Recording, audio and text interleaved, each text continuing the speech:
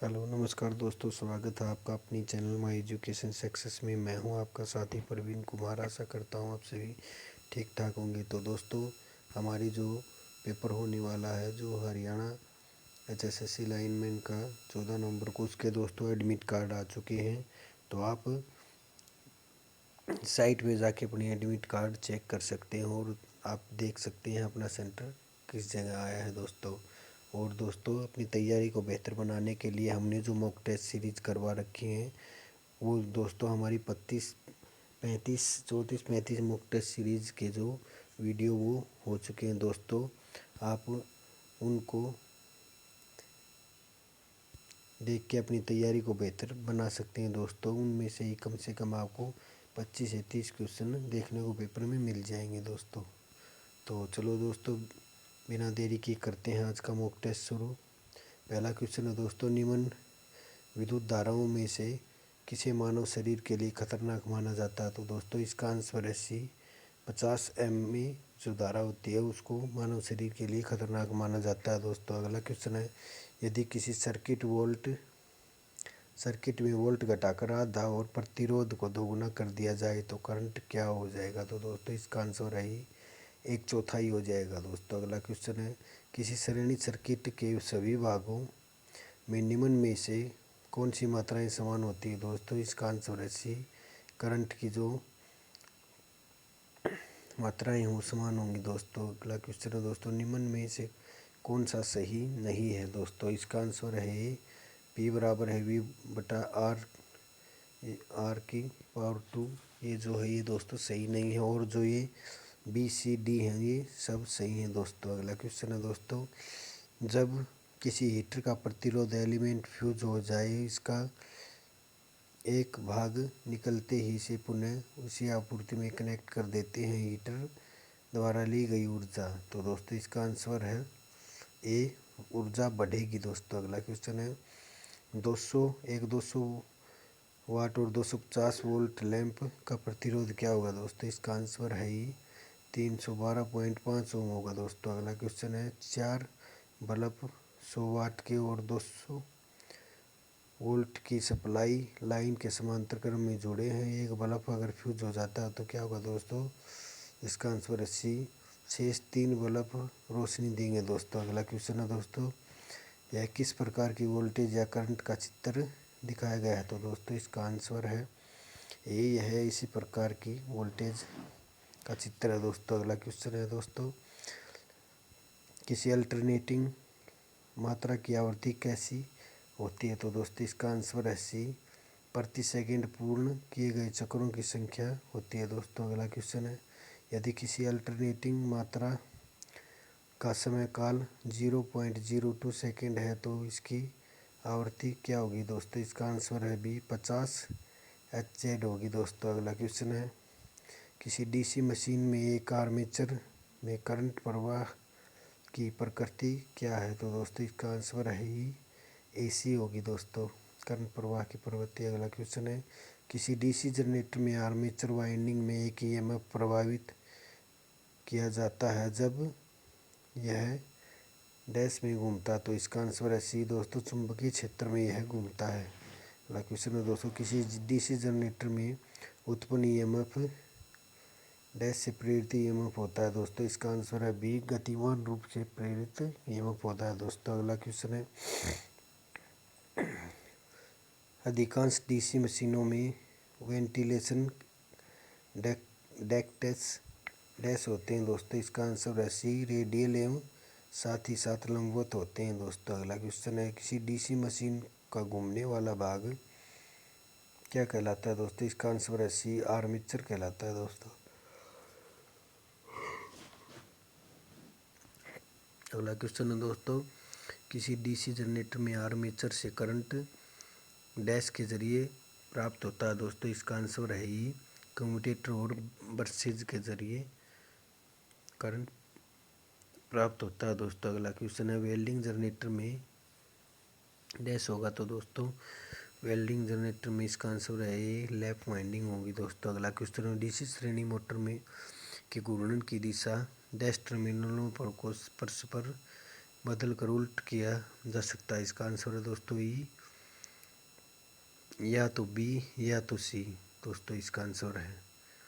अगला क्वेश्चन है, एक मेगा ओम प्रतिरोध किसके बराबर होता है दोस्तों, इसका आंसर है बी 1000 ओम के ओम के बराबर होता है दोस्तों। अगला क्वेश्चन है, ट्रांसफार्मर एक उपकरण है जो डैश के लिए उपयोग किया जाता है, इसका आंसर है दोस्तों सी, बिना किसी प्रत्यक्ष कनेक्शन के साथ परिपथ दूसरे परिपथ में विद्युत ऊर्जा स्थानांतरण किया जाता है दोस्तों। अगला क्वेश्चन है, एक ट्रांसफार्मर में जिस वक्र को विद्युत ऊर्जा प्रदान की जाती है उसे क्या कहा जाता है, इसका आंसर है दोस्तों सी, प्राथमिक वक्र कहा जाता है दोस्तों। अगला क्वेश्चन है दोस्तों, 3 फेज ट्रांसफार्मर में क्या शामिल होता है दोस्तों, इसका आंसर है बी, 3 प्राथमिक और 3 द्वितीयक वक्र होते हैं दोस्तों। अगला क्वेश्चन है, एक सामान्य आधार ट्रांजिस्टर परिपथ 1 सी बराबर है 0.97 एमए IB और 30 एमए विद्युत प्राप्त द्वारा ये क्या होगी दोस्तों, इसका आंसर है ये 0.97 होगी दोस्तों। अगला क्वेश्चन है, एक ट्रांसफार्मर में द्वितीय वक्र में प्रेरित वोल्टेज क्या होता है दोस्तों, इसमें भी है इसका आंसर प्राथमिक वोल्टेज के साथ 180 डिग्री फेज से बाहर होगी दोस्तों।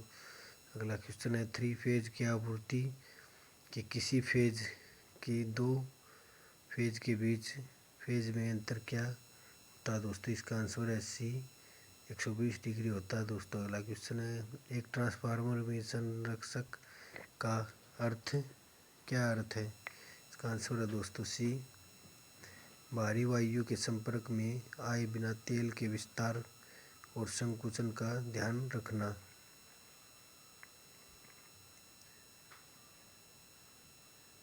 अगला क्वेश्चन है दोस्तों, हमें 5% सहनशीलता के साथ 40 के ओम मानने वाले प्रतिरोध आवश्यक है, इस प्रतिरोध का रंग बैंड अनुक्रम क्या होना चाहिए,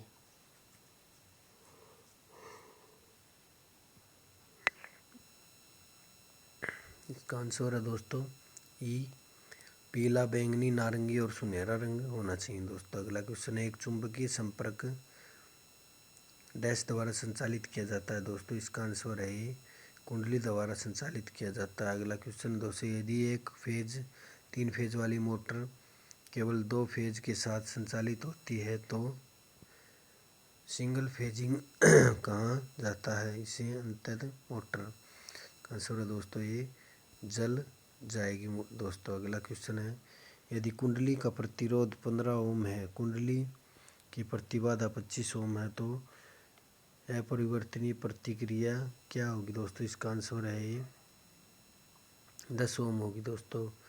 अगला क्वेश्चन है, 9 वोल्ट कॉइल के साथ एक ऑन ऑफ स्विच को क्या कहा जाता है, इसका आंसर है दोस्तों ये चुंबकीय स्टार्टर कहा जाता है दोस्तों। अगला क्वेश्चन है, AC 9 वोल्ट वोल्टता नहीं कुंडली के आर्मेचर से लगातार चींची की आवाज़ डैश को इंगित करती हैं दोस्तों, इसका आंसर है डी, शेडेड रिंग में खुला परिपथ होता है दोस्तों। अगला क्वेश्चन, एक 3 फेज प्रेरण मोटर अधिकतम निर्धारित बल गुण विकसित करने के लिए भार प्रचलित हो रही है तो क्या होता है जब के मोटर के परिचालन के दौरान भार मेंस विद्युत में से एक बाधित हो जाती है दोस्तों, इसका आंसर है सी, मोटर परिचालित होती रहती है लेकिन अधिक विद्युत धारा खींचती है। अगला क्वेश्चन है दोस्तों, ड्यूअल प्रारंभ के माध्यम से प्रारंभ होती है 3 HP 3 phase 415 volt 50 hertz squirrel cage प्रेरण मोटर के लिए बैकअप फ्यूज श्रेणी डैश होगी, इसका आंसर है दोस्तों डी, 16 एम्पीयर होगी दोस्तों। अगला क्वेश्चन है, समांतर AC परिपथ शक्ति घटक डैश सूत्र द्वारा निर्धारित किया जा सकता है दोस्तों, इसका आंसर है बी, कोस वाइन G/Y होता है दोस्तों।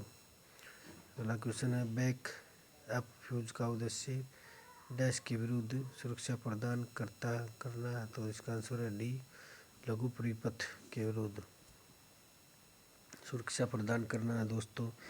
अगला क्वेश्चन है दोस्तों, मोटर परिपथ में विद्युत अभितार सुरक्षा का उद्देश्य मोटर की डैश से सुरक्षा करना है। तो दोस्तों इसका आंसर है ये अनवरत अति विद्युत धाराएं होती हैं। दोस्तों अगला क्वेश्चन है, यदि एक परिचालक 3 फेज प्रेरण मोटर में प्रारंभ बटन दबाता है और मोटर गुंजन की आवाज़ तो प्रारंभ करती है तो परिचालित नहीं होती और संभावित समस्या क्या है। दोस्तों इसका आंसर है एक फ्यूज उड़ जाएगा और मोटर सिंगल फेजिंग है। अगला क्वेश्चन है दोस्तों, 35 LWG तांबा तार की उचित फ्यूज विद्युत धारा क्या है। तो दोस्तों इसका आंसर है 5 एम्पियर होती है। दोस्तों अगला क्वेश्चन है, एक रेडियो अभिग्राही है, हम ट्यूनिंग नियंत्रण को घुमाने के लिए द्वारा किसी भी वांछित स्टेशन को ट्यून कर सकते हैं। ऐसा करके हम डैश परिवर्तित करते हैं। दोस्तों इसका आंसर सी धारिता परिवर्तित करते हैं। दोस्तों अगला क्वेश्चन है, एक संधारित्र पर रेटिंग 25 μF और 12 वोल्ट दी जाती है और इसके सिरों टर्मिनल के समीप प्लस चिन्ह भी लिखा जाता है। संधारित्र क्या है? इसका आंसर है दोस्तों सी पॉलीकार्बोनेट होता है। दोस्तों अगला क्वेश्चन है, एक ट्रांजिस्टर 100 μA के आधार पर विद्युत धारा को खींचता है जबकि संग्राही विद्युत धारा 10 mA है। अल्फा और बीटा के मान की गणना कीजिए। तो इसका आंसर है दोस्तों बी 0.990 और 100 होती है। दोस्तों अगला क्वेश्चन है दोस्तों, लंबाई में 2 किलोमीटर और अनुप्रस्थ काट क्षेत्रफल में 5 मिलीमीटर के तांबे के तार के प्रतिरोध की गणना करें। यदि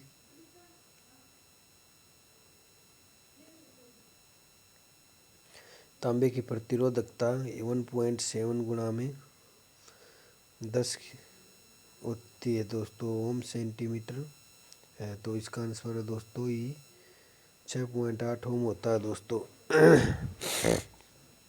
अगला क्वेश्चन है दोस्तों, पावर कंट्रोल सर्किट में SCR क्यों इस्तेमाल किया जाता है। दोस्तों इसका आंसर है सी एक छोटे गेट करंट एक बड़े लोड वाले करंट की स्विचिंग को नियंत्रित करता है। दोस्तों अगला क्वेश्चन है, क्रोबार प्रोटेक्शन यूनिट का इस्तेमाल डैश के लिए किया जाता है। दोस्तों इसका आंसर है ये ओवरलोड के विरुद्ध लोड की रक्षा करने के लिए किया जाता था।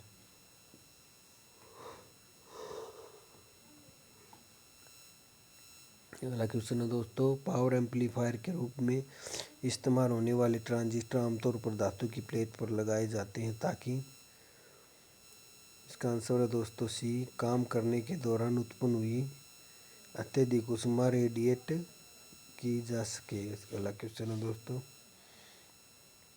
ट्रांजिस्टर में अंकन पहला अक्षर इसकी डैश को दर्शाता है और दूसरा अक्षर इसको इंगित करता है। दोस्तों इसका आंसर है श्याम, पहला अक्षर श्यामगिरी को दर्शाता है और दूसरा अक्षर दोस्तों प्रयोग को इंगित करता है। दोस्तों अगला क्वेश्चन है, डायोड के कार्य की तुलना डैश के कार्य से की जाती है। दोस्तों इसका आंसर है डी स्विच से की जाती है। दोस्तों अगला क्वेश्चन है, डायोड बाई 127 में बी का मतलब डैश और वाई का मतलब डैश है। तो दोस्तों इसका आंसर है बी सिलिकॉन और रेक्टिफायर होता है। दोस्तों अगला क्वेश्चन है दोस्तों, वह फिल्टर सर्किट जो एक खास फ्रीक्वेंसी से ज़्यादा के सिग्नल को इससे होकर गुजरने देता है और वह डैश फिल्टर कहलाता है। दोस्तों इसका आंसर है बी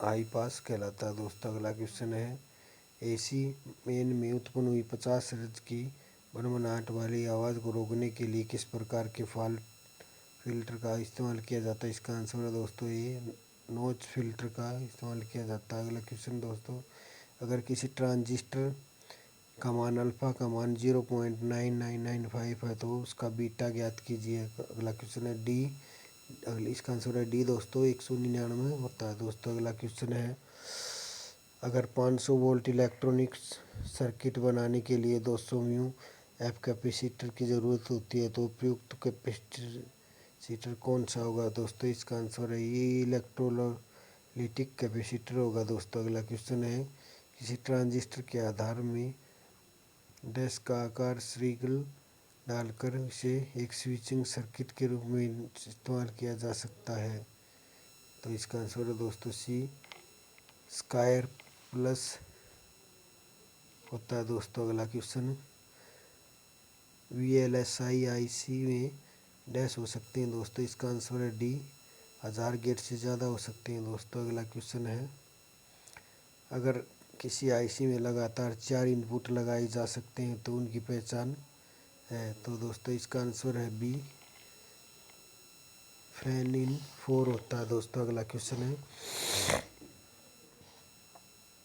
ECL का विस्तार क्या है, तो दोस्तों इसका आंसर है बी एमीटर कपल्ड लॉजिक होता है दोस्तों। अगला क्वेश्चन है दोस्तों, आमतौर पर ऑप्टिक फाइबर केबल बनाने के लिए इस्तेमाल होने वाली सामग्री कौन सी है? इसका आंसर है दोस्तों सी पारदर्शी प्लास्टिक होता है दोस्तों। अगला क्वेश्चन है दोस्तों, निम्न में से क्या बाइसिंग का सबसे ज़्यादा पसंदीदा प्रकार है दोस्तों? इसका आंसर है सी बेस बाइसिंग होता है दोस्तों। अगला क्वेश्चन है दोस्तों, मीडियम ग्रेड केबलों की कार्यशील वोल्टता डैश होती है दोस्तों, इसका आंसर है बी 400 वोल्ट होती है दोस्तों। अगला क्वेश्चन, ट्रांसफार्मर को ठंडा करने के लिए डैश के लिए आवश्यक है दोस्तों, इसका आंसर है दोस्तों ई ऊष्मा का विसरित करने के लिए है दोस्तों। अगला क्वेश्चन है, डैश का उपयोग करके तार का गेज मापा जा सकता है दोस्तों, इसका आंसर है बी माइक्रोमीटर का उपयोग करके तार का गेज मापा जा सकता है दोस्तों। अगला क्वेश्चन है, फ्यूज विद्युत धारा के डैश प्रभाव के कारण कार्य करता है दोस्तों, इसका आंसर है सी तापन के प्रभाव के कारण कार्य करता है दोस्तों। अगला क्वेश्चन है, फ्यूज को डैश में संयोजित किया जाना चाहिए, अगला का आंसर है दोस्तों सी सजीव चालक के श्रेणीक्रम में।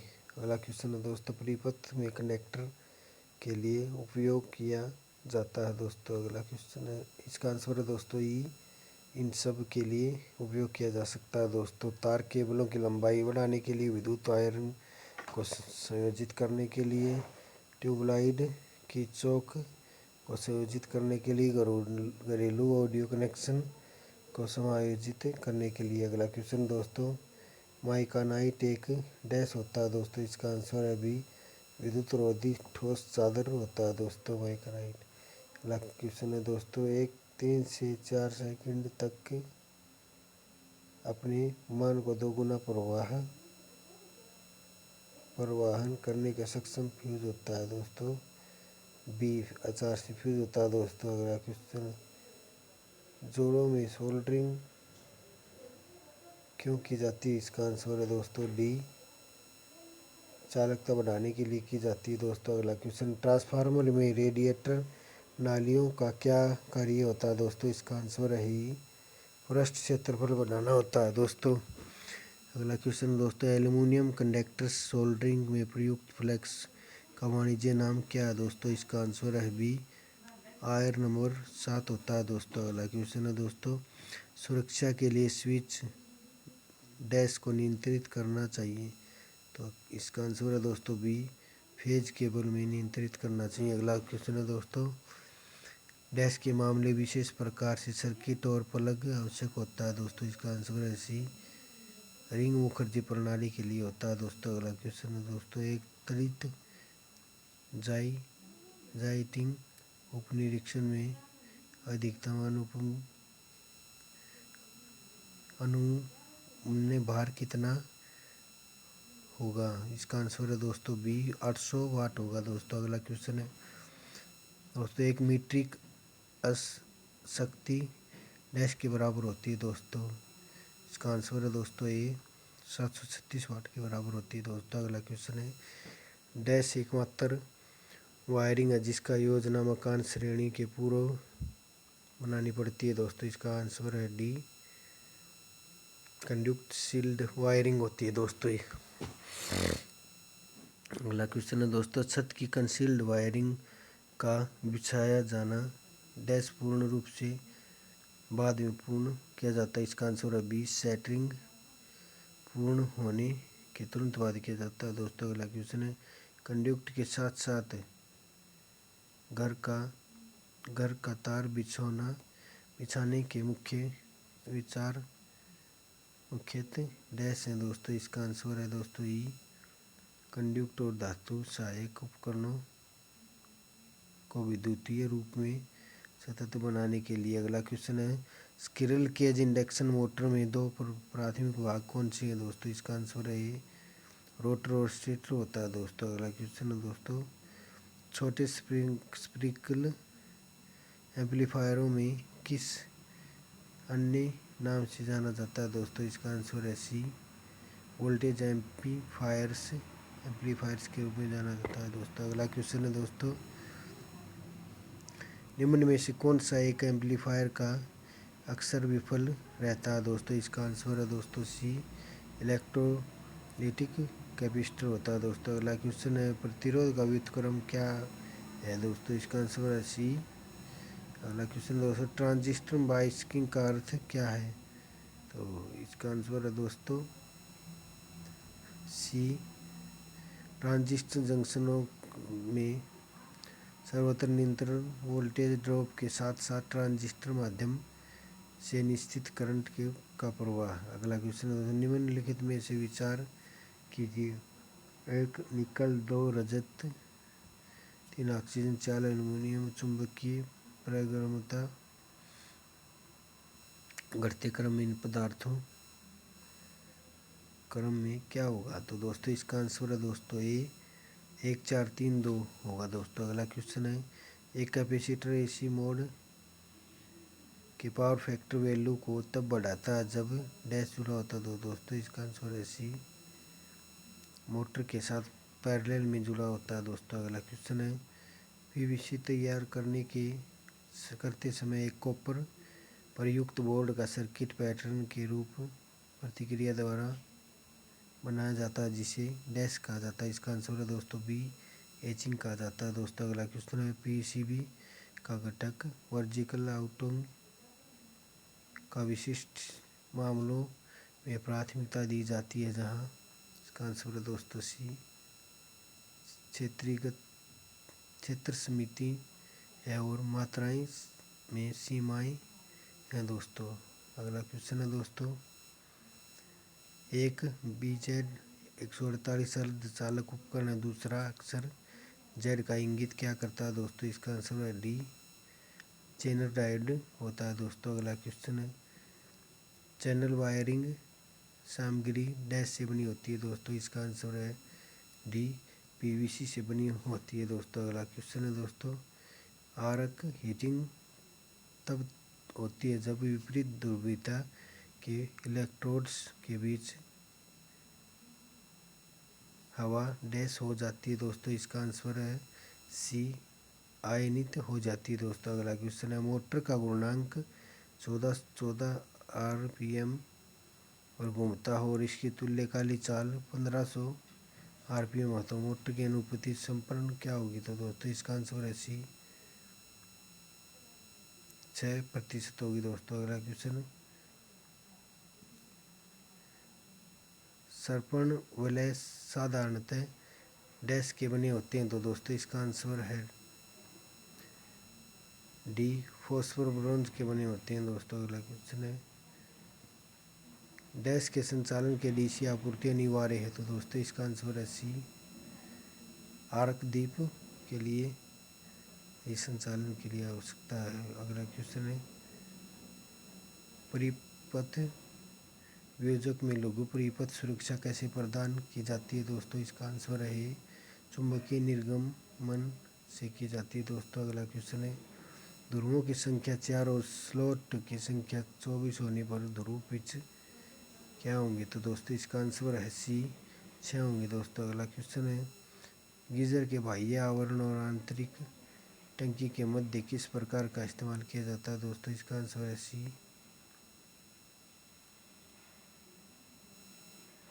अगला क्वेश्चन है दोस्तों, गीजर का बाह्य आवरण और आंतरिक टंकी के मध्य किस पदार्थ का इस्तेमाल किया जाता है दोस्तों? इसका आंसर है सी, ग्लास वूल का इस्तेमाल किया जाता है दोस्तों। अगला क्वेश्चन है, पावर ट्रांजिस्टर में ऊष्मा अभिगम का इस्तेमाल, इसका आंसर है दोस्तों डी, ट्रांजिस्टर की संग्राही अपरेटिंग बढ़ाने के लिए किया जाता है दोस्तों। अगला क्वेश्चन है, परिपथ वियोजक डैश के अंतर्गत निर्मित में से वियोजित करने की क्षमता वाला एक उपकरण है, इसका आंसर है दोस्तों ई, बी और सी दोनों होती हैं दोस्तों। भारण की सामान्य अवस्था और दोस्तों भारण की असामान्य व्यवस्था। अगला क्वेश्चन है दोस्तों, एयर ब्लास्ट परिपथ वियोजक में संगठित वायु का इस्तेमाल क्यों किया जाता है दोस्तों? इसका आंसर है दोस्तों डी, आग ठंडा करने के लिए किया जाता है दोस्तों। तो दोस्तों ये था हमारा आज का मॉक टेस्ट दोस्तों। हर तरह की जॉब अपडेट पाने के लिए हमारे चैनल को सब्सक्राइब करें, लाइक करें, शेयर करें दोस्तों। और अपनी तैयारी को बेहतर बनाने के लिए हमने जो मॉक टेस्ट सीरीज़ बना रखी है उनको दोस्तों आप बार बार देखें, क्योंकि टाइम बहुत ही कम रह चुका है दोस्तों। आपका दिन शुभ रहे, धन्यवाद।